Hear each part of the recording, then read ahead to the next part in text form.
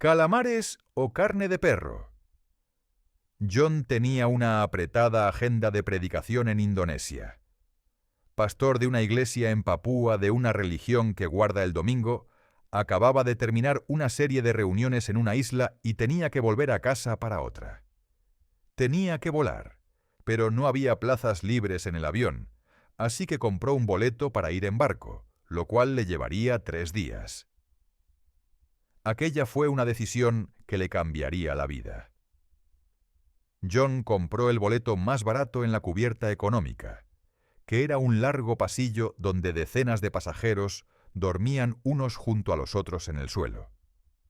Mientras estaban despiertos, los pasajeros pasaban el tiempo charlando. John se puso a conversar con una mujer que estaba sentada cerca de él. Como gesto amable, le ofreció parte de su comida, pero ella negó con la cabeza, mientras él le tendía un recipiente de plástico con calamares al vapor, sazonados con un chorrito de aceite. «Discúlpeme», le dijo ella, «pero no como ese tipo de comida». John pensó que no le gustaban los calamares, así que sacó otro recipiente con carne de perro que había comprado a un vendedor ambulante justo antes de embarcar. Pero la mujer también lo rechazó. «Yo no como ese tipo de comida», le dijo. «¿Por qué no come este tipo de comida?», preguntó John, sorprendido.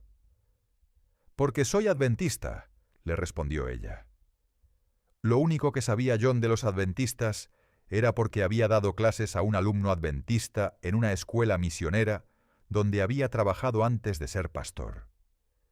Pero respetaba el deseo de la mujer de ser fiel a sus creencias, así que apartó la comida y hablaron de otras cosas. Fue así como supo que la mujer se llamaba Ingrid. Al subir al barco, John no le había dicho a nadie que era pastor, pero Papúa es una isla predominantemente cristiana, y los indonesios que viven allí tienen una tradición de navegación. En algún momento del viaje, el capitán siempre pregunta: ¿hay algún pastor a bordo? Queremos pedirle que ore por nosotros y que celebremos un culto. El último día del viaje, el capitán del barco planteó la cuestión. John dio a conocer que era pastor, y dirigió a los pasajeros en oración y adoración. Ingrid se sorprendió al saber que era pastor, y no parecía segura de querer seguir hablando con él. Pero cuando el barco llegó a su destino, John insistió en que intercambiaran los números de teléfono. Cuando él le pidió volver a verla, ella lo invitó a la iglesia adventista.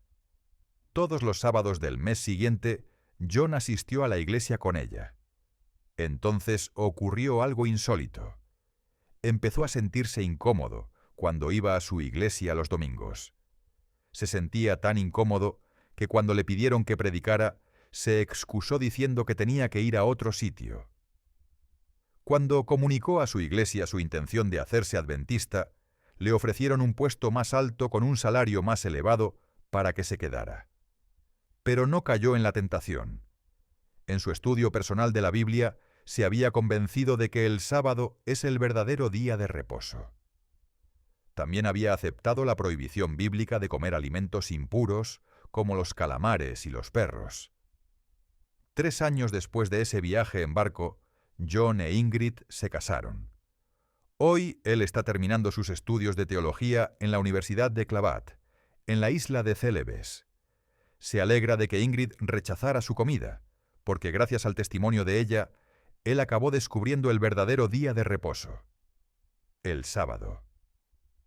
Está deseando volver a Papúa para enseñar a otros acerca del Señor del sábado. Parte de la ofrenda del 13º sábado de este trimestre ayudará a difundir el Evangelio en la isla natal de John, Papúa. Los fondos se destinarán a la construcción de aulas, un edificio administrativo, una biblioteca y un auditorio para el Colegio Adventista de Teología de Papúa en Nabire. La Universidad de Clavat, donde estudia John, en la isla de Celebes, recibió parte de una ofrenda de 13º sábado en 1981. Gracias por hacer planes para dar una generosa ofrenda el 28 de junio para continuar apoyando la proclamación del Evangelio en Indonesia